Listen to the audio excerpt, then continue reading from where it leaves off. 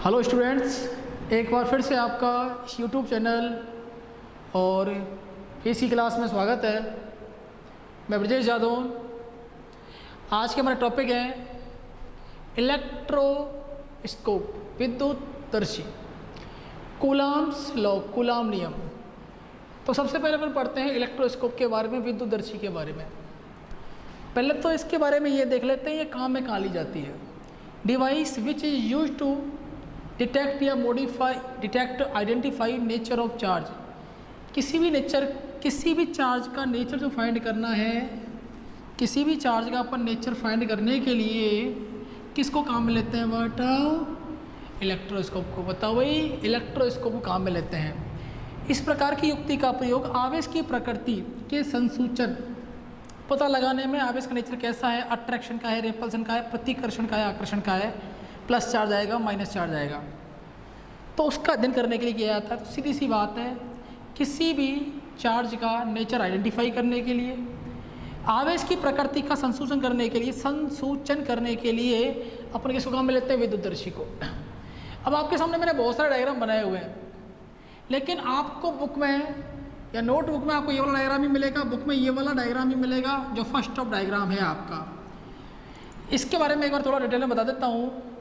देखो, ये हमारे पास एक गिलास का चैम्बर मैंने बनाया है, गिलास का बर्तन लिया है एक, ऐसा अपन कह सकते हैं, ये फिक्स कर रखा है इसको। इसके भीतर वैक्यूम निर्वात है, कोई हवा वगैरह कुछ नहीं है। ये देखो, यहाँ पर है गोल्ड लीफ, स्वर्ण पत्र, 2 सोने की पन्नी ली मैंने, इसको अपन एक्स और वाई बोल सकते हैं। ऊपर ये जो स्वर्ण पत्र जो है, गोल्ड लीफ जो है, वो मेटल रॉड के साथ में, धात्विक छड़ के साथ में जुड़ी हुई है, जो ऊपर जा रही है। अभी प्लस और माइनस को मत देखिएगा आप, ऊपर देखते हैं अपन, यहाँ पे लगी हुई है कॉर्क, इसको फिक्स कर रखा है इसने। इसके ऊपर चलते हैं तो यहाँ पर है मेटल नोब, धात्विक डिस्क, और इसके सामने एक आया हमारे पास चार्ज रॉड, आवेशित रॉड।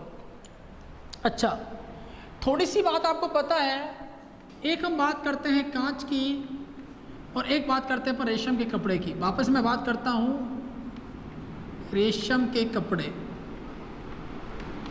गिलास और सिल्क क्लॉथ। सबको याद हो गया होगा अब तो, सिल्क क्लॉथ। कांच पे अपन ने देखा था कि एक चार्ज आता है, कौन सा? पॉजिटिव। और सिल्क क्लॉथ पे कैसा चार्ज आता है बेटा?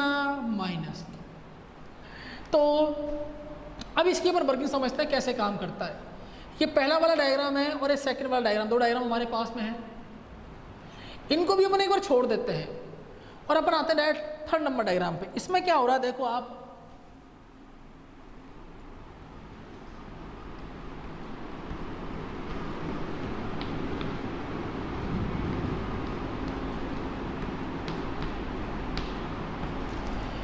पूरी वर्किंग वही है, पूरा सिस्टम वही है और कुछ भी चेंज नहीं किया है। नोमेनक्लेचर मैंने यहाँ कर दिया, एक बार नामकरण कर दिया है इसका। इधर देखें भाई, इसमें देखो एक बार आप कि ये गोल्ड लीफ है, सोने की पन्नियाँ हैं जो आपके सामने हैं। ये जो धात्विक रॉड है, मेटल रॉड है, गोल्ड लीफ है, ये भी मेटल है एक तरह का। तो इसमें एक चीज देखें आप, इस पूरी बॉडी का नेट चार्ज क्या है? 0। अपन इस एक्सपेरिमेंट को बिल्कुल 0 समझने की कोशिश कर रहे हैं। अभी इस पूरी बॉडी पर नेट चार्ज क्या है? 0। किसी भी बॉडी पर नेट चार्ज कितना होता है? 0 होता है। अब क्या हुआ, मैं अगर इसके पास में अगर मैं एक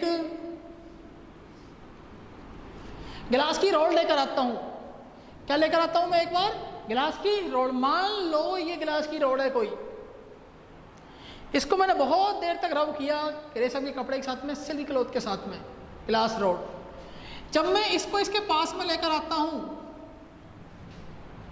कांटेक्ट नहीं करवाना है, कांटेक्ट नहीं करवाना है। कल मैंने आपको कुछ फिनोमेना बताई थी, एक तो बताया था चालन, कंडक्शन, और एक बताया था मैंने आपको प्रेरण, इंडक्शन।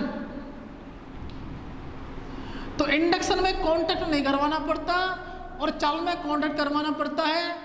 तो मैंने इसमें कोई कांटेक्ट नहीं करवाया, इसको यहाँ रखा हुआ है। गिलास की रॉड पर कैसा चार्ज आता है? पॉजिटिव। इतनी बात समझ में आ गई? यहाँ नो कांटेक्ट, नो कांटेक्ट, कोई भी संबंध नहीं है। तो क्या होगा? इसके पास प्लस चार्ज है, ये किसको अपनी ओर खींचेगा? माइनस को। तो यहां से सारे माइनस, जितने भी माइनस है वो ऊपर चलने लगते हैं। यहां जो माइनस है वो कहां चलने लगते हैं? ऊपर। तो यहां कौन इकट्ठे हो जाते हैं? माइनस। कौन इकट्ठे हो जाते हैं? माइनस। इसके आने से पहले ये जो आप देख रहे हो स्वर्ण पत्री जो है वो नॉर्मल है, बिल्कुल ऐसी रखी हुई है। ना तो अट्रैक्शन फोर्स लग रहा है, ना रिपल्सन फोर्स लग रहा है, ना आकर्षण लग रहा है, ना प्रतिकर्षण लग रहा है। लेकिन जैसे ही इसको इसके पास में लेकर आते हैं तो यहां बन जाता है माइनस ड्यू टू इंडक्शन, प्रेरण के कारण। और नीचे क्या बन जाता है बेटा जी? प्लस हो जाते हैं इकट्ठे। क्या हो जाते हैं? प्लस।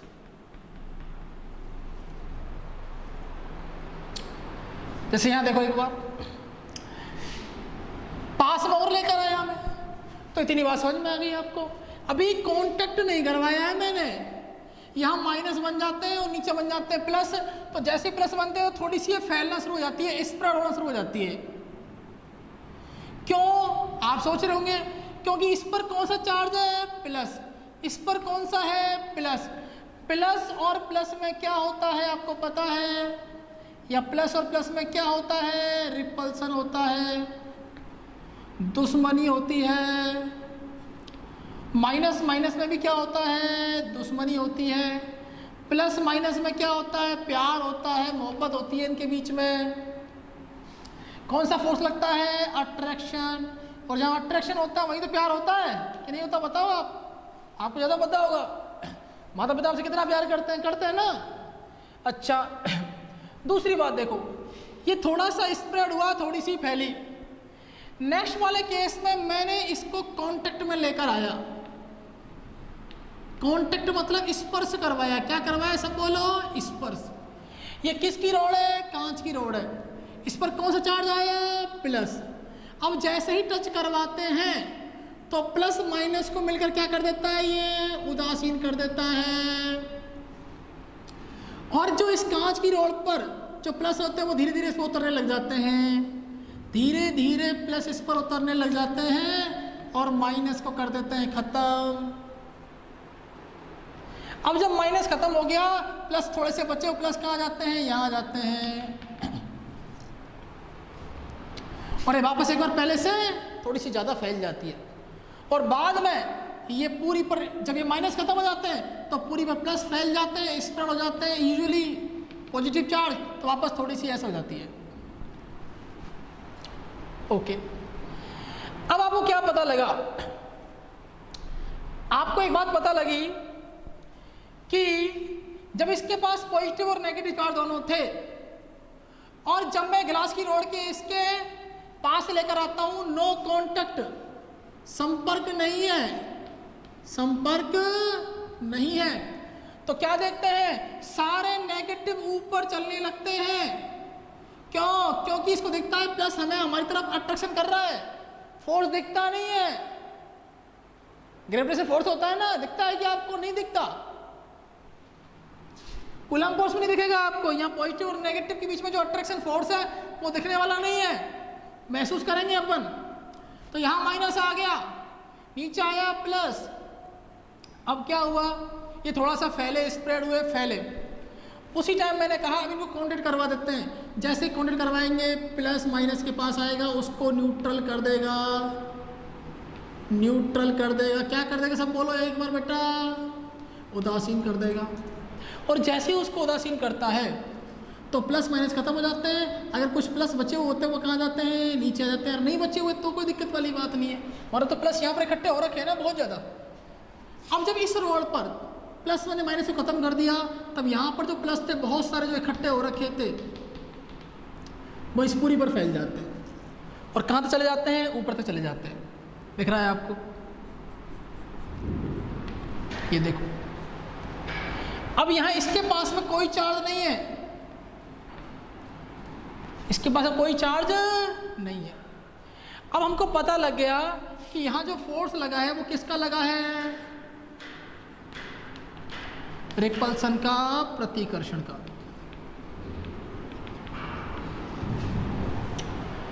प्लस प्लस, अगर यहां पर माइनस माइनस होता तो भी कौन सा फोर्स लगता, प्रतिकर्षण का, रिपल्सन का। वो कब होता, जब यहां पर क्या लेकर आते अपन, माइनस, यहां पर क्या चले जाते हैं ऊपर, प्लस। अपोजिट चार्ज एक दूसरे को अट्रैक्ट करते हैं, सेम चार्ज रिपल करते हैं, तो माइनस प्लस ऊपर चले जाते हैं। अगर यहाँ पर माइनस होता तो यहाँ प्लस आ जाता, और यहाँ क्या बन जाते, माइनस। दोनों बात क्लियर है। अब हमें ये तो पता है कि प्लस प्लस और माइनस माइनस में रिपल्सन होता है। अब बात करते हैं पता कैसे लगेगा कि इस पर कौन सा चार्ज है, उसके लिए अपन आगे आते हैं। जैसे मान लो अब अपन ने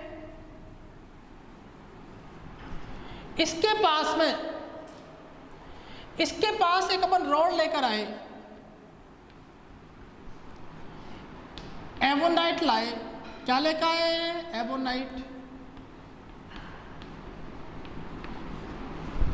कौन चार्ज है इस पर, माइनस। जब इसके पास में इसको लेकर आए तो प्लस कहां चले जाएंगे, ऊपर।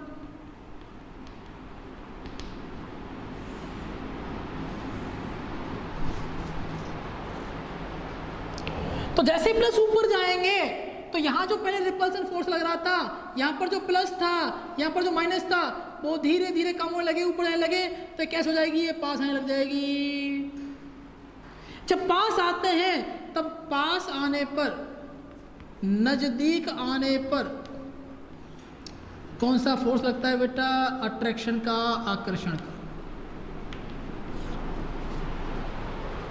पास समझ में आ गई।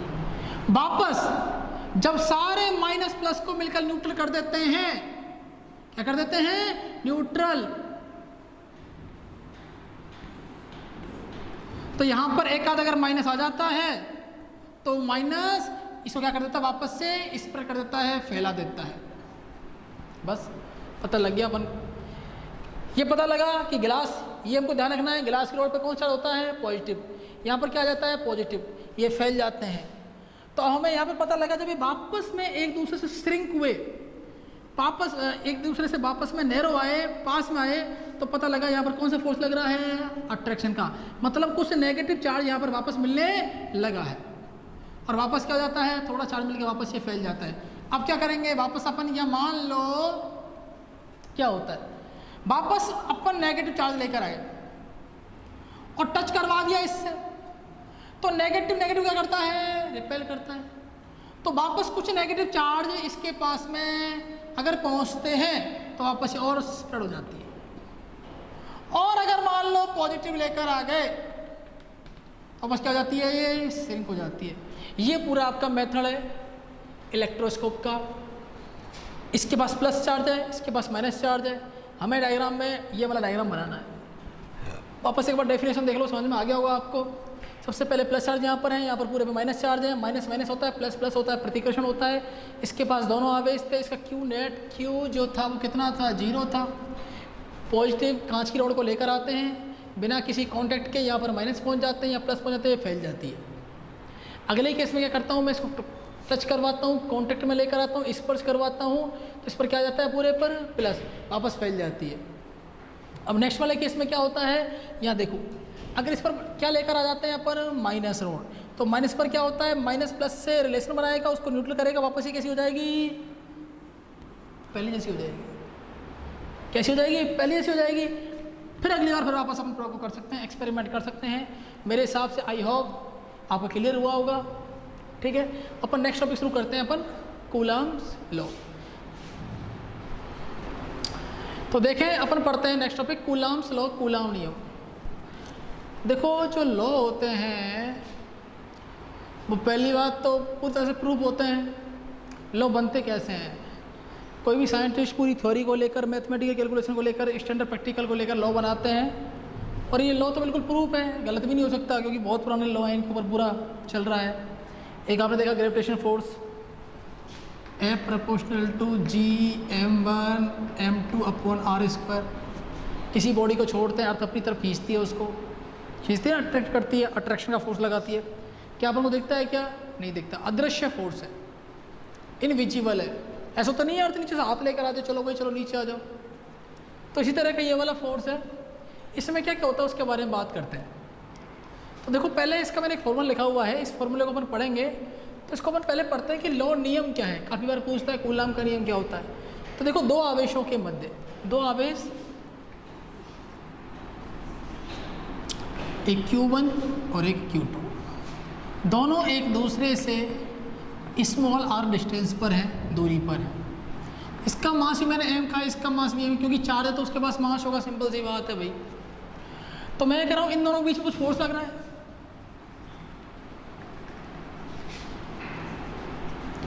तो जो फोर्स लगेगा, दो आवेशों के मध्य लगने वाला आकर्षण प्रतिकर्षण कुछ भी हो सकता है। ये प्लस प्लस हो जाएगा तो प्रतिकर्षण होगा, रिपल्सन फोर्स होगा। अगर ये प्लस ये माइनस होगा तो आकर्षण का बल लगेगा। ये माइनस प्रतिकर्षण का फोर्स लगेगा, रिपल्सिव फोर्स लगेगा। तो दो आवेशों के मध्य लगने वाला बल दोनों आवेशों के गुणनफल के समानुपाती, दोनों आवेशों के गुणनफल के समानुपाती। और देखो दोनों आवेशों के Q1 और Q2 का गुणा कर रखा है, और लगने वाला जो फोर्स है वो क्या होता है? दोनों आवेशों के गुणनफल के समानुपाती होता है। तथा उनकी मध्य की दूरी के वर्ग के, उनकी मध्य की दूरी के वर्ग के, मध्य की दूरी कितनी है बताओ? r। मध्य की दूरी के वर्ग, वर्ग मतलब r का स्क्वायर के व्युत्क्रमानुपाती होती है। तो कहाँ है ये? व्युत्क्रमानुपाती अपॉन में। इसी का कहते हैं कूलम का नियम कहते हैं। आई थिंक समझ में आया होगा आपको। दो आवेशों के मध्य लगने वाला बल दोनों आवेशों के गुणनफल के समानुपाती तथा उनके मध्य की दूरी के वर्ग के व्युत्क्रमानुपाती होता है। और ये बहुत सारी लाइनें जोड़ देते हैं, लेकिन सिंपल आपको ये याद रखना है क्योंकि एक नंबर में पूछता है, आधा नंबर में पूछता है इस क्वेश्चन को। नेक्स्ट को करते हैं, इनसे बोलता हूँ आपको from Coulomb's law. Coulomb's law के अकॉर्डिंग क्या होता है? Force of attraction repulsive, attraction है रिपल्सन, आर डायरेक्टली प्रोपोर्शनल, मतलब एफ है पर F directly proportional to product of charges, दोनों चार्ज का product, and inversely proportional to the square of distance between them. दोनों चार्ज के बीच जो डिस्टेंस है उसका स्क्वायर करेंगे तो क्या हो जाएगा? उसका इनवर्सली प्रोपोर्शनल हो जाएगा। अच्छा लो याद हो गया आपको। अब इन दोनों को मर्ज कर लेते हैं अपन। तो दोनों को मर्ज करेंगे तो बनेगा, अगर इसको इक्वेशन नंबर 1 दे दें, इसको इक्वेशन नंबर 2 दे दें, तो बनेगा F proportional to Q1 Q2 upon r², जो कि मैंने यहाँ लिख दिया है। चलो अब इसके बारे में थोड़ी सी और बात करते हैं। देखो इसके पास प्लस चार्ज है, इसके पास भी क्या चार्ज है? Plus charge. तो ये से फोर्स लगाएगा, ये से फोर्स लगाएगा F21। 1 ने 2 पर फोर्स लगाया, तो किस लगाया? पहले ने दूसरे पर, तो F21। अगर 2 पहले वाले फोर्स लगाएगा, Q2 charge, Q1 charge force लगाएगा, कितना लगेगा? F12। मैंने लिखा F12 इक्वल टू F21।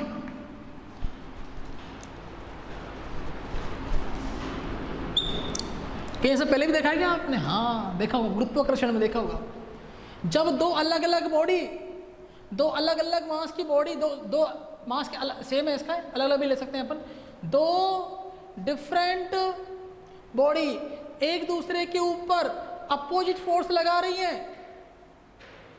कैसा फोर्स लगा रही है? अपोजिट फोर्स लगा रही है। दोनों के बीच की डिस्टेंस r होती है और दोनों फोर्स का जो मैग्नीट्यूड है वो कैसा है? सेम है, बट डायरेक्शन कैसी दोनों की? अपोजिट। F12 minus F21। याद करो एक्शन रिएक्शन लॉ, गुरुत्वाकर्षण का क्रिया प्रतिक्रिया का नियम, न्यूटन का क्रिया प्रतिक्रिया का नियम देखा है अपन ने, न्यूटन्स लॉ। तो मैं कहता हूं जो कूलम्स लॉ है वो आपका न्यूटन के नियम की पालना करता है, न्यूटन के क्रिया प्रतिक्रिया का नियम, क्रिया प्रतिक्रिया का नियम। क्या है? Action reaction law, action reaction law. कौन सा नियम है ये? थर्ड लॉ है बेटा। तो एक बात तो मेरे दिमाग में यहाँ साफ हो गई कि कौन सा लॉ लगाएगा? एक्शन रिएक्शन लॉ लगाएगा। F12 equal to minus F21। इसके ऊपर और भी पढ़ेंगे आगे। ओके, अब देखो थोड़ी सी अपन और बात करते हैं, इसकी यूनिट वगैरह की बात कर लेते हैं।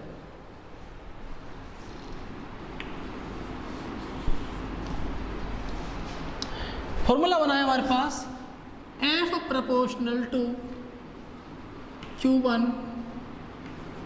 Q2। इसको अपन हाँ ऐसे भी पढ़ सकते हैं, F21 equal to F12 proportional to Q1 proportional to Q2 proportional to 1/r²।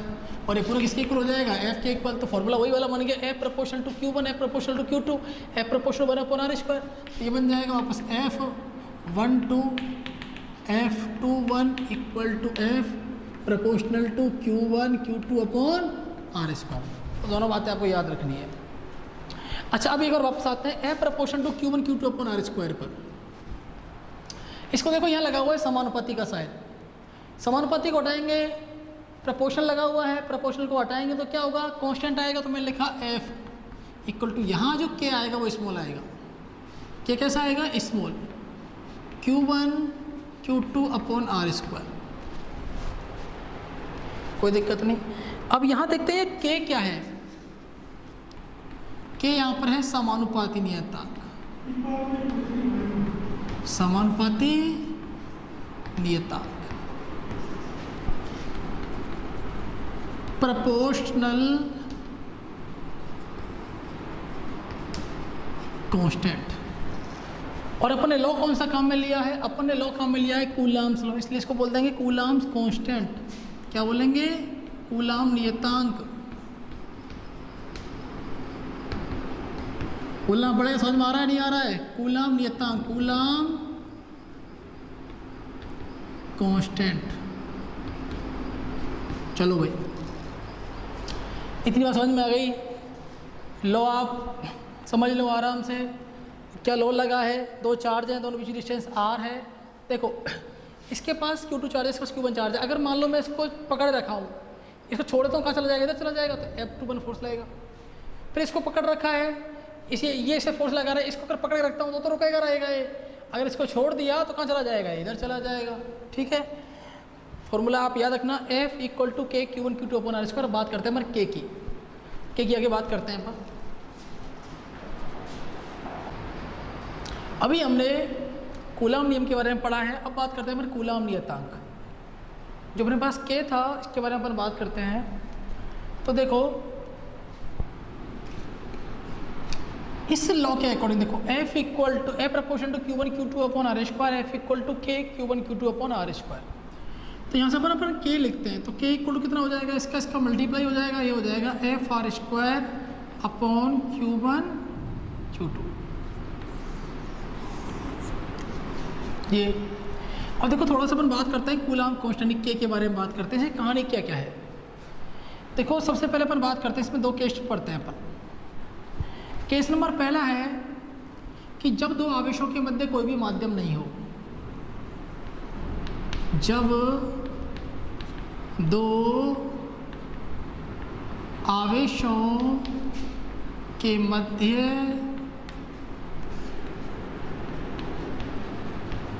कोई भी माध्यम ना हो, when two charges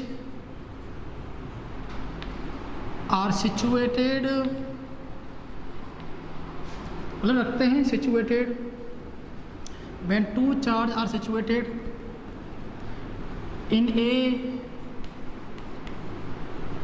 vacuum or air, two charges are situated in a vacuum or air। दो चार्ज जो हैं वो कहाँ रखे हुए हैं, आपकी एयर में। जैसे मान लो एक चार्ज मेरे पास हीरा, एक चार्ज हीरा, डिस्टेंस हो गई दोनों की r, ये Q1 हो गया, ये Q2 हो गया। अब देखो इनके बीच में यहाँ पर, ये जो मैं बता रहा हूँ यहाँ पर इन दोनों बीच में क्या है, या तो इनके बीच में क्या रखा हुआ है, दो आवेशों के मध्य कोई भी माध्यम नहीं हो। मतलब देखो माध्यम ना होने का मतलब ये होता है, या तो यहाँ पर वायु होगा और यहाँ पर क्या होगा, निर्वात। When two charges are situated in a vacuum or air, ये अपन कह सकते हैं नो मीडियम, देखो भाई दोनों का मतलब एक ही होता है, ये जो कोई मीडियम थोड़ी है, एयर और वैक्यूम मीडियम नहीं है बेटा। एयर और वैक्यूम के ऊपर माध्यम या मीडियम नहीं कह सकते। तो दो चार्ज के बीच में कुछ भी नहीं है, देखो कुछ भी ना होगा तो भी देखो वायु या निर्वात तो होगा ही होगा। माध्यम का मतलब ये होता है पानी हुआ, गिलास हुआ, रबड़ हुई, एम्बर हुआ, रेशम का कपड़ा हुआ, कोई धातु रख दी, कोई लकड़ी का पीस रख दिया, कोई मोमबत्ती का मोम रख दिया, तो वो सब माध्यम होते हैं। यहाँ कोई माध्यम नहीं है, ठीक है। तो जब कोई माध्यम नहीं होगा तो क्या होगा देखते हैं अपन एक बार। Let's discuss about that F equal to, यहाँ जो K है अपन पढ़ते हैं K जो है K इक्वल टू होता है 1/4 पाई एप्सिलॉन नॉट। देखो ये जो K है वो कांस्टेंट है। K क्या है? कांस्टेंट है, और कांस्टेंट की कुछ फिक्स वैल्यू होती है। तो K equal to 1/4 pi epsilon naught. अभी आप याद कर लें, इसकी वैल्यू होती है 9 × 10⁹ newton metre square upon coulomb square. ये अपन इसको निकालेंगे थोड़ी देर बाद में। K की वैल्यू मैं यहाँ पर डायरेक्ट एक बार मान लेता हूँ, इसकी यूनिट भी अपन अभी निकालेंगे। तो मैंने यहाँ पर माना F equal to K Q1 Q2 upon R square. K क्या है? 1/4 पाई एप्सिलॉन नॉट। K की वैल्यू मैंने यहाँ पर पुट की, K equal to 1/4 pi epsilon naught. क्या बचा मेरे पास? Q1 Q2 upon R square. ये बात समझ में आ गई आपको? मतलब हम यहाँ पर क्या समझ सकते हैं, यहाँ पर ये नोट लगा हुआ है, इसको देखें एक बार, और यहाँ पर भी लगा दें एक बार नोट। इसको बोलते हैं F नोट। मतलब दोनों जब फोर्स लग रहा है तब उस टाइम नोट का मतलब कोई भी मीडियम नहीं है, ऐसे मान लेते हैं अपन याद करने के लिए। 1/4 पाई एप्सिलॉन नोट, मतलब ये जो फॉर्मूला मैं बता रहा हूँ F naught equal to 1/4 pi epsilon naught Q1 Q2 upon R square. ये कब काम आएगा? ये काम में तब आएगा जब दो चार्ज के बीच में कोई भी मीडियम नहीं हो। अब देखो इसकी वैल्यू अपन ने भी देख ली है यहाँ से, तो F नोट कितना हो जाना चाहिए? 9 × 10⁹ Q1 Q2 upon R square. इस फॉर्मूले को मैं नंबर 1 देता हूँ। मैं भी आपको समझा रहा हूँ, आपको नोट्स आज लिंक के डिस्क्रिप्शन में मिल जाएंगे, हिंदी मीडियम इंग्लिश मीडियम दोनों के नोट्स आपको मिल जाएंगे। तैयार कर लेना और पढ़ाई करते रहें। एक प्रॉब्लम ये है कि आपको मैंने क्वेश्चन दिया था लास्ट लेक्चर में, उससे किसी का भी कोई आंसर नहीं आया है। तो मैं आप सभी भी कह रहा हूँ, अगर आप न्यूमेरिकल में इंटरेस्ट होगा ना तभी न्यूमेरिकल होंगे। गिव अप कर देते हो आप न्यूमेरिकल को। इसको मैंने क्वेश्चन नंबर बनाया 2, हालांकि दोनों एक जैसी है, F नोट लिखा हुआ है यहाँ पर। अब देखो ये बना हमारे पास F naught equal to 9 × 10⁹ Q1 Q2 upon R square. ठीक है, अगर मान लेते हैं इसको बना दो थर्ड इक्वेशन। अगर माना मैंने Q1 और Q2 दोनों कितने हो गए? 1 कूलम के हो गए, और जो R है वो भी कितना हो गया? 1 मीटर। मान लो इसकी वैल्यू 1 कूलम हो गई क्योंकि चार्ज है, इसकी वैल्यू भी 1 कूलम हो गई और इसकी वैल्यू 1 हो गई।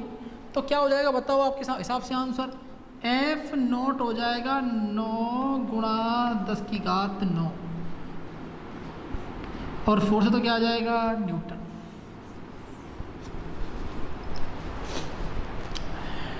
Late Q1 Q2 equal to 1 coulomb, R equal to 1 metre, distance 1 metre कर दी। किस कभी भी 1 का स्क्वायर करते तो 1 ही आता है। तो यहाँ से ये आया, ये और ये 1 हो गया, ये भी 1 हो गया, 1 से 1 कैंसिल, 1 हो गया। तो 9 × 10⁹। ध्यान रखना प्यारे बच्चों, ध्यान रखना, जब दो कोई चार्ज के बीच में कोई भी मीडियम नहीं होता है तो फोर्स कितना होता है? 9 × 10⁹।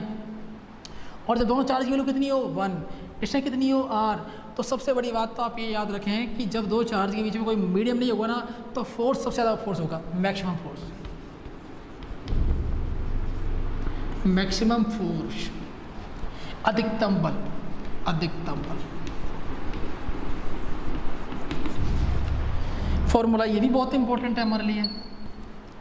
तो पहले मैंने आपको ये बताया, फिर अपन यहाँ पर आए। अब अपन बात करते हैं इसकी केस नंबर 2 की। केस नंबर 2 क्या है? जब दो आवेशों के मध्य कोई भी माध्यम स्थित हो, जब दो आवेशों के मध्य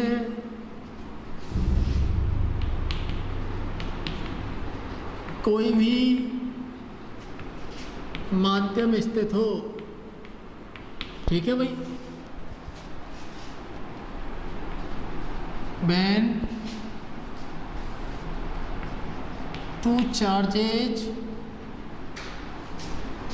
are placed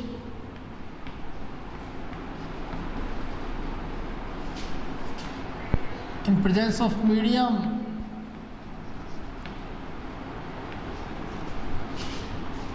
presence of any medium। अब आता है, देखो भाई मीडियम क्या लगाते, एक मैंने चार्ज ले लिया, वही वापस Q1 और एक Q2, Q1 Q2, डिस्टेंस दोनों की R, कुछ भी मीडियम डाल दिया मैंने, कुछ भी मीडियम हो सकता है, कुछ भी medium.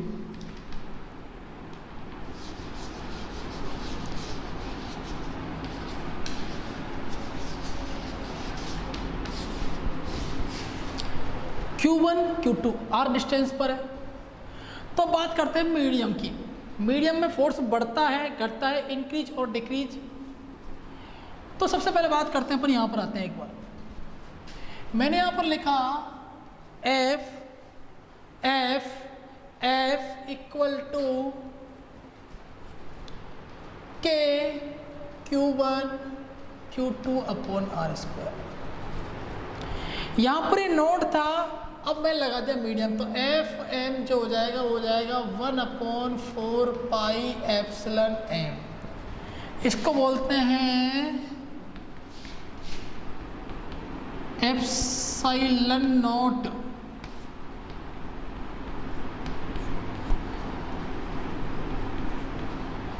Epsilon naught, epsilon naught epsilon M. यहाँ पर जीरो टाइप दिखता है, इसको बोलते हैं नॉट, और ये एम है तो इसको बोलेंगे एम, एफ एम। अब आपकी समझ में आया होगा कि यहाँ पर एम क्यों आया, क्योंकि जो फोर्स लग रहा है वो मीडियम में लग रहा है, और यहाँ पर जो फोर्स था वो कहाँ लग रहा था, वायु निर्वात या वैक्यूम में लग रहा था। तो जब वैक्यूम में लगता है तो फॉर्मूला लगता है F naught equal to 1/4 pi epsilon naught Q1 Q2 upon R square. और इसकी वैल्यू कितनी निकली थी, 9 × 10⁹ Q1 Q2 upon R square. अब इधर देखो F M equal to 1/4 pi epsilon naught Q1 Q2 upon R square. एक छोटी सी चीज आपके दिमाग में सेट कर लें, एप्सिलॉन एम जो होता है इसी को एप्सिलॉन बोलते हैं, और एप्सिलॉन एम की जो होता है ये होता है epsilon naught into epsilon R. बोलोगे तो नहीं ना, पक्का प्रॉमिस करो, ठीक है। Epsilon M equal to epsilon M equal to होता है epsilon naught into epsilon R. मतलब मैं कहूँ कि epsilon naught into epsilon R किसके इक्वल होता है, the epsilon naught and epsilon r multiply both of them equal to epsilon m। epsilon naught और epsilon r का गुणा करने पर epsilon m प्राप्त होता है। अब बात ये आती है epsilon naught को क्या बोलते हैं, epsilon m क्या बोलते हैं, epsilon r क्या बोलते हैं, इसके बारे में अपन बात करेंगे अभी थोड़ी देर में। मैं सब कुछ बताऊँ, चिंता करने को नहीं, आपको 12th का पूरा सिलेबस यहाँ से मिलेगा, न्यूमेरिकल डेरिवेशन वगैरह सब क्लियर होंगे। आप लास्ट तक बने रहें, वीडियो को पूरा देखें लास्ट तक, और बीच में एक अच्छी सी बातें बता देंगे आपको। Epsilon M equal to epsilon naught into epsilon R. अब यहाँ पुट करते हैं इस वैल्यू को, तो F M 1/4 pi epsilon naught epsilon R Q1 Q2 upon R square. बेटा मैं अभी इसको प्रूव करूँगा कुछ देर बाद में, मतलब इसको लिख सकते हैं अपन epsilon are equal to epsilon M upon epsilon naught. अब देखो कुछ ऐसा मिल रहा है आपको जो हमने पढ़ा हुआ है, बिल्कुल सर मिल रहा है ना। ये देखो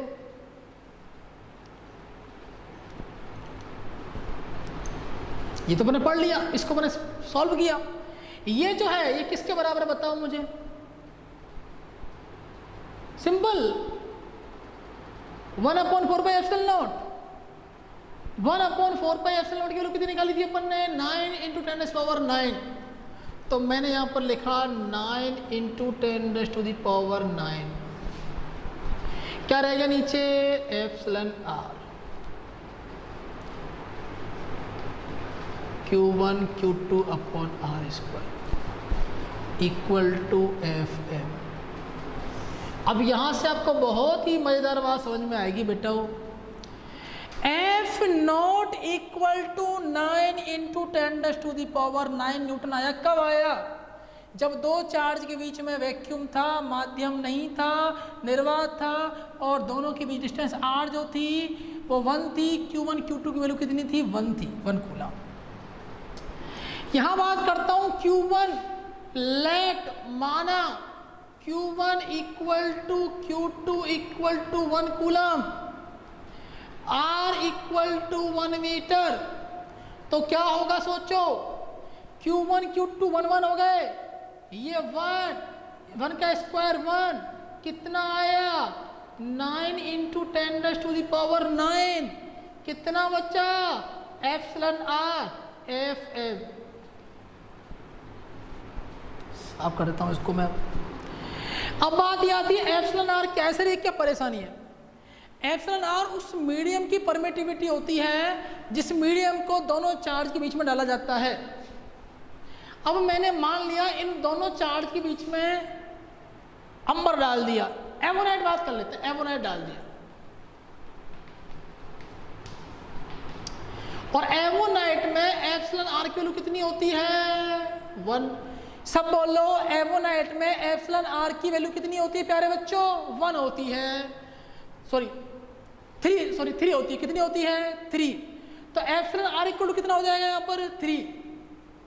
तो 9 इंटू 10⁻⁹ अपॉन 3, तो एफ एम कितना फाइंड आउट हो जाएगा, 3 गुणा 10⁻9, और क्या लग जाएगा, न्यूटन।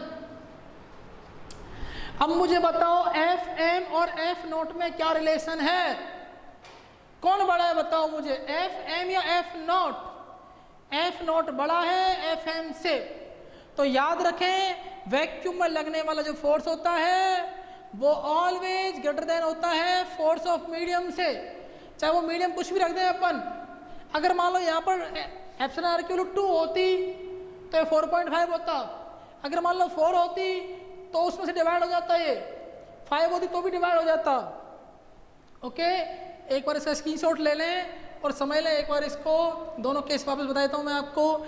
जब हमारे पास वैक्यूम होगा तो एफ नॉट इक्वल टू कितना आएगा, इतना आ जाएगा, और अगर मीडियम होगा तो एफ इक्वल टू के Q1 Q2 upon R square, medium होगा तो एफ एम हो जाएगा 1/4 pi epsilon M Q1 Q2 upon R square. Epsilon M होता है एप्सिलॉन के बराबर, epsilon M equal to epsilon naught into epsilon R. ये अपन प्रूव करेंगे थोड़ी देर बाद में। इसकी वैल्यू मैंने पूरी उठा के यहाँ रखी, epsilon 1/4 pi epsilon M epsilon naught into epsilon R Q1 Q2 upon R square.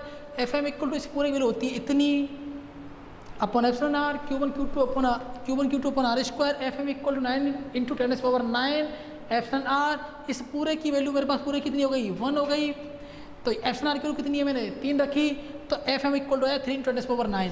तो मैं यहाँ से एक बात बताना चाहता हूँ कि एफ नॉट जो होता है वो ग्रेटर देन होगा एफ एम के। दूसरी बात, एप्सिलॉन नॉट क्या है, इसको बोलते हैं, बोलो निर्वात की विद्युतशीलता, निर्वात की विद्युतशीलता।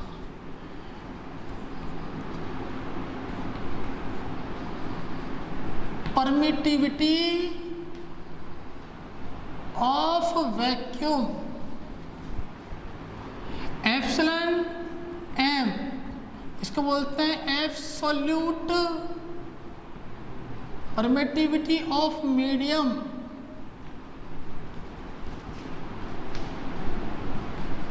माध्यम की विद्युतशीलता।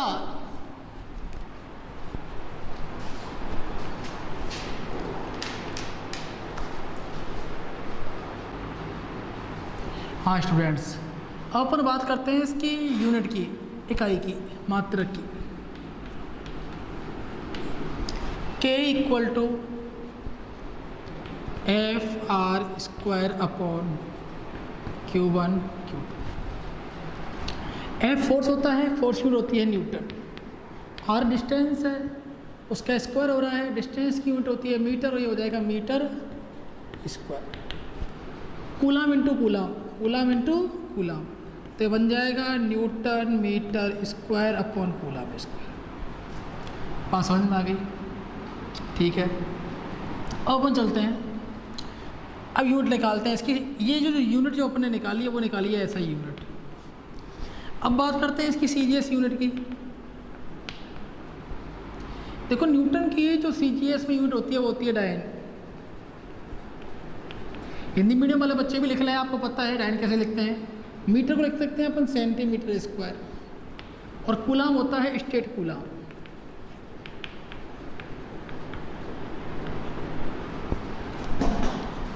अब के की बात और करते हैं थोड़ी सी। के इक्वल टू हमको पता है, के इक्वल टू होता है 1/4 पाई एप्सिलॉन नॉट। अपन ने इसकी वैल्यू कैसे निकाली मैं बताता हूँ आपको। एप्सिलॉन नॉट जो होता है इसकी वैल्यू होती है 8.85 इंटू 10⁻⁻12। यूनिट की भी बात करेंगे अभी। मान लो यूनिट इसकी coulomb square upon newton metre square.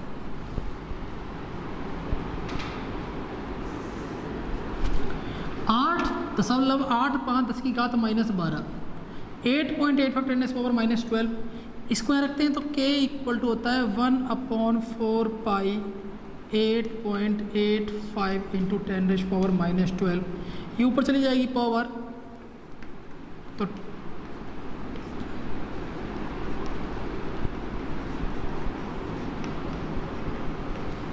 तो इसका अप्रॉक्स जो वैल्यू आती है वो आती है 9 इंटू 10⁻9। यूनिट मैंने आपके सामने निकाल दी है इसकी, newton metre square upon coulomb square.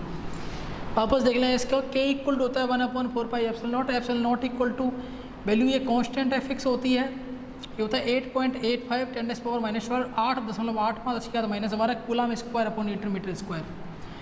के अपन को निकालना है, इसकी वैल्यू पुट करेंगे 1/4 पाई, वैल्यू पुट की एप्सिलॉन नॉट की 8.85 10⁻12। डिनोमिनेटर में है, हर में है, ऊपर जाके प्लस में हो जाएगी पावर 4। पाई की होती है 3.14, 8.85 पुट करेंगे वैल्यू, तो यहाँ से इसको सब काट पीट कर जो के की वैल्यू आएगी वो आएगी 9 इंटू 10⁻9, 9 गुणा 10⁻9 newton metre square upon coulomb square. अब थोड़ी सी बात कर लेते हैं अपन, ये तो के की बात हो गई। अब बात करते हैं एप्सिलॉन नॉट की। एप्सिलॉन नॉट वी नो, अभी हमने पढ़ा हुआ है कि के इक्वल टू होता है 1/4 पाई एप्सिलॉन नॉट। तो अपन यूनिट की बात कर लें इसकी, हालांकि पता तो लग गया होगा आप लोगों को। एप्सिलॉन नॉट इक्वल टू हो जाएगा 1/4 पाई के। कोई भी कांस्टेंट होता है उसकी ना कोई यूनिट होती है ना डायमेंशन फार्मूला होता है। के की यूनिट क्या निकाली भैया आपने, देख लो, newton metre square upon coulomb square. ये ऊपर चला जाएगा तो एप्सिलॉन नॉट कितना हो जाएगा, coulomb square upon newton metre square. Coulomb square upon newton metre square. इसकी सीजीएस यूनिट की बात करते हैं। ये कौन सी यूनिट है प्यारे बच्चों, ऐसा यूनिट। समझ में आ रहा है नहीं आ रहा है? ठीक है, सीजीएस यूनिट क्या है इसकी, कूलाम। कूलाम को क्या बोलते हैं अपन सीजीएस में बताओ, स्टेट कूलाम। न्यूटन को बोलते हैं बेटा डायन, और मीटर को बोलते हैं बेटा सेंटीमीटर स्क्वायर। मीटर है तो सेंटीमीटर, स्क्वायर है तो स्क्वायर यहाँ पर आ गया। चलो अब इसकी बात करते हैं आगे, इसकी डायमेंशन फॉर्मूला की।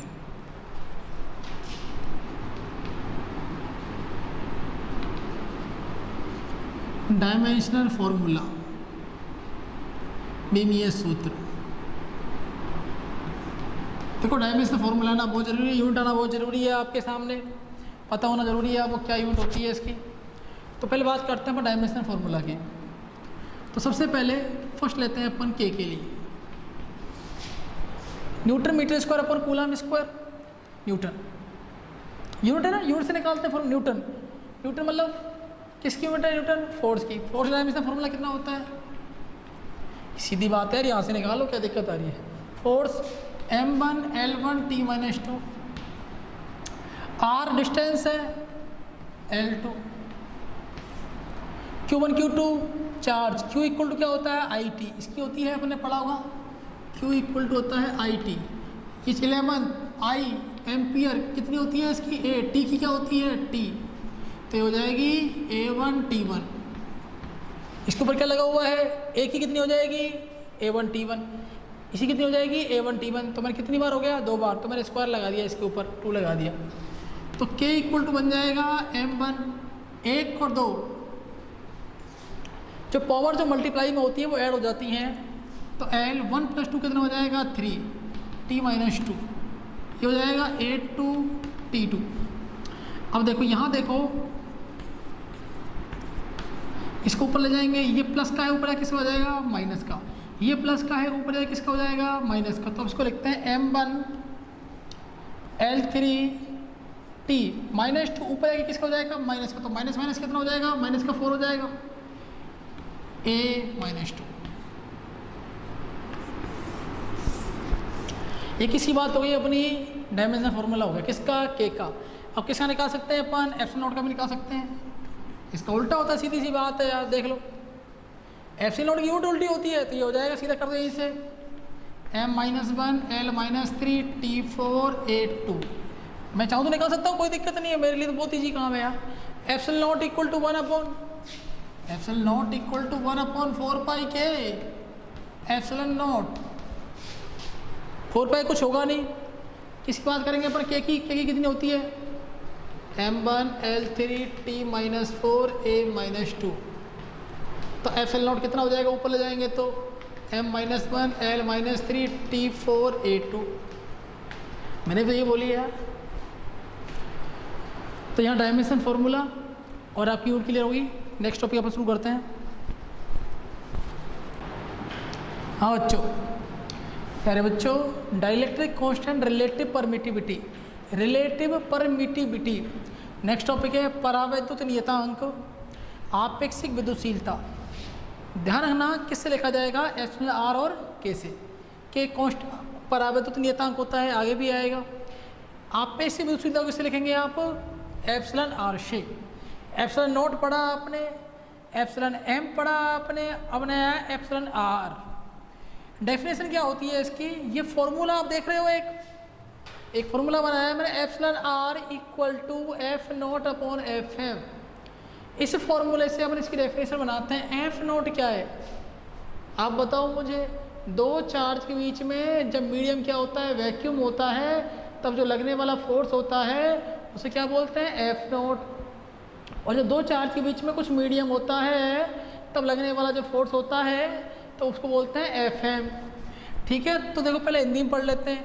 2 आवेशों के मध्य निर्वात में लगने वाला बल तथा माध्यम में लगने वाले बल के अनुपात को क्या बोलते हैं, आपेक्षिक विद्युतशीलता। मान लो Q1 Q2 मीडियम नहीं है कुछ भी, डिस्टेंस कितनी हो गई बेटा जी, R हो गई। दूसरा चार्ज लिया मैंने Q1 Q2, डिस्टेंस R है, बट कुछ मीडियम डाल दिया यहाँ पर, तो यहाँ जो फोर्स लगेगा ये F0 होगा, यहाँ जो फोर्स लगेगा वो Fm होगा। इन दोनों का जो रेशो होता है उसको बोलते हैं रिलेटिव परमिटिविटी। सिंपल सी बात है, निर्वात में लगने वाला बल तथा माध्यम में लगने वाले बल के अनुपात को बोलते हैं आपेक्षिक विद्युतशीलता। The ratio of force acting between 2 charges in air और vacuum to force acting between 2 charges in any medium, ये अपन कहें fourth, the ratio of force acting between vacuum and the force between medium is called a relative permittivity। 2 charge के बीच में vacuum में लगने वाला फोर्स और मीडियम में लगने वाला फोर्स का जो रेशियो होता है उसे बोलते हैं आपेक्षिक विद्युतशीलता। दूसरी बात ध्यान रखें, अब यहाँ से मैं एक फॉर्मूला ड्राइव करने वाला हूँ, आपको जब मैंने शुरुआत में पढ़ाया था आज। सबसे पहले अपन को पता है, हमको पता है F0 कितना होता है, बताओ मुझे। 1/4 पाई एप्सिलॉन Q1 Q2/R²। और हम ये भी जानते हैं Fm कितना होता है, तो 1/4 pi epsilon M Q1 Q2/R²। इसको इक्वेशन नंबर 1 दे दिया। एफ नॉट और एफ एम की वैल्यू का रखेंगे इक्वेशन नंबर 1 में।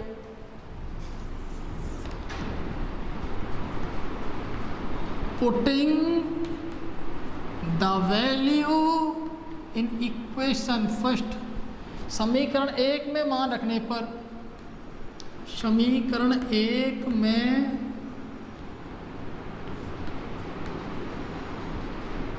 मान रखने पर, तो एप्सिलॉन आर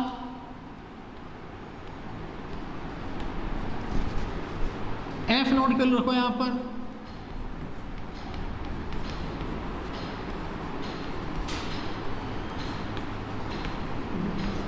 भाग दे दिया एफ एम का 1/4 pi epsilon M Q1 Q2 upon R square. देखो भाग देना हमको आता है, सिंपल सी बात है, epsilon R 1/4 pi epsilon naught Q1 Q2 upon R square, गुणा कर देंगे, ये चला जाएगा ऊपर 4 pi epsilon M into R square, ये 1 और ये Q1 Q2, इससे ये कैंसिल, आर से आर कैंसिल, 4 पाई से 4 पाई कैंसिल। मेरे प्यारे प्यारे बच्चों, एप्सिलॉन आर हमारे पास आया है epsilon M upon epsilon naught. आपको याद हो मैंने यही बताया था कुछ टाइम पहले, मतलब epsilon M equal to epsilon R into epsilon naught. इसको अपन एप्सिलॉन भी बोल सकते हैं, मीडियम लगाना कोई जरूरी नहीं है, मीडियम लगाओ मत लगाओ, epsilon R into epsilon naught. Okay, तो फॉर्मूला में क्या निकालना था, एप्सिलॉन आर इक्वल टू कितना आया, F naught upon F M, कितना आया, epsilon M upon epsilon naught. आज का सबसे ज़्यादा इंपॉर्टेंट फार्मूला है, कूलॉम वाला भी इंपॉर्टेंट है, सारे फार्मूले इंपॉर्टेंट है, ध्यान रखें इस बात को।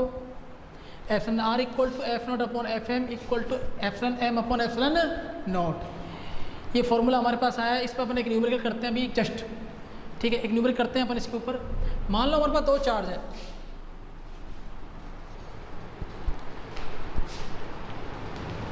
बीच डिस्टेंस आर है, चार्ज Q1 और Q2, सुनना बात को ध्यान से, और यहाँ जो फोर्स लगता है वो लगता है अपने पास 160 न्यूटन का। सवाल समझ में आ रहा है आपको? Epsilon R F naught upon F M, epsilon M upon epsilon naught. अगर मान लो ये वाला फॉर्मूला हमारे सामने है, इसमें आपको एफ नॉट दिया हुआ है, एफ एम आपको गिवन है, तो आप एप्सिलॉन आर निकाल सकते हैं, बिल्कुल निकाल सकते हैं सर, फाइंड करना है इसको। अगर मान लो ये आपको गिवन है और ये गिवन है, क्या आप ये निकाल सकते हैं क्या? अगर 3 क्वांटिटी में से अगर आपको वो 2 क्वांटिटी देता है तो आप एक तो आराम से फाइंड कर सकते हैं। तो Q1 Q2 के बीच डिस्टेंस R है, ये कह रहा है यहाँ इन दोनों के बीच में लगने वाला जो फोर्स है एफ नॉट, समझ जाना मीडियम नहीं है, F naught equal to 160 newton है। अगर मान लो Q1 और Q2 के बीच में डिस्टेंस अगर R है और यहाँ एफ एम कितना है 40 न्यूटन, कितना है 40 न्यूटन, तो क्या आप मुझे एप्सिलॉन आर बता सकते हो कितना होगा? बताओ बेटा, पहले रखो 160 अपॉन 40 इक्वल टू कितना हो जाएगा 4। इसी कोई यूनिट नहीं होती, क्योंकि ऊपर भी एप्सिलॉन है नीचे भी एप्सिलॉन है, एप्सिलॉन आर की यूनिट नहीं होती, ऊपर ही फोर्स नीचे भी फोर्स, यूनिट नहीं होगी, ना कोई डायमेंशन फॉर्मूला होगा। एप्सिलॉन आई जी dimensionless and unitless physical quantity, आपेक्षिक विद्युशीलता बीमाहीन और मात्राहीन भौतिक राशि है। तो ये जो 4 है ये क्या बीमारी है भाई? मतलब यहाँ पर जो लगने वाला फोर्स है और यहाँ पर जो लगने वाला फोर्स है, ये वाला जो फोर्स है उससे 4 गुना कम हो गया, 4 गुना क्या हो गया, उससे कम हो गया। और अपन न्यूमेरिकल करते रहेंगे, एक न्यूमेरिकल मैंने करवाया था आपको, मैं और एक बार देता हूँ आपको टाइम, उस वीडियो का आप ध्यान से देखना, और आपको मुझे न्यूमेरिकल का आंसर चाहिए उसका, मैं न्यूमेरिकल आपको देता रहूँगा। एक क्वेश्चन और देता हूँ मैं आपको, F naught equal to 2 newton, epsilon are equal to 80, आपको एफ एम फाइंड करना है।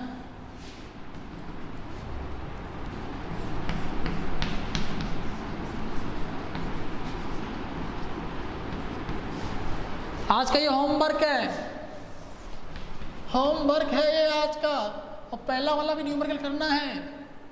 दूसरी बात, वीडियो आपने बहुत अच्छी तरीके से देखे लास्ट तक, लाइक करना,